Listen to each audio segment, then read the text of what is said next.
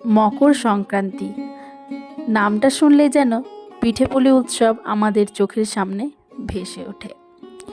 ছোট্টবেলায় মায়ের কাছে গিয়ে পিঠে খাবো করে বায়না, আর বড় বেলায় সকলের সাথে জমায়েত করে যে আড্ডা, সেই আনন্দ প্রকাশ করা যায় না।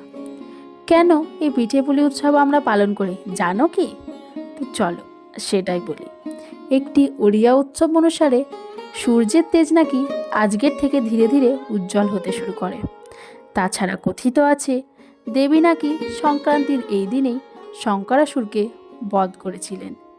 তাই হিন্দু সম্প্রদায় আজকের দিনে আলো ও জীবনের উৎস হিসাবে সূর্যকে পূজা করে।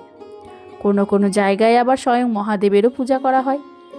যেহেতু সূর্যের জন্যেই জমিতে ফসল উৎপন্ন হয়, তাই মকর সংক্রান্তির শুভ সময়ে কৃষকেরা নতুন ফসল নিবেদন করে সূর্যের পূজা করে, কারণ তারা বিশ্বাস করে যে এতে সারা বছর ভালো ফসল নিশ্চিত হবে।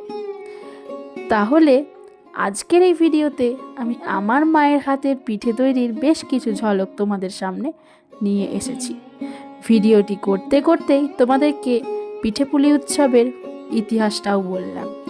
আজকের আমার ভিডিওটি কেমন হয়েছে তা অবশ্যই কমেন্টে জানাবেন, এবং যদি ভালো লেগে থাকে তাহলে লাইক, কমেন্ট, শেয়ার এবং সাবস্ক্রাইব করতে অবশ্যই ভুলবেন না। আজকের মতো এতটুকুই।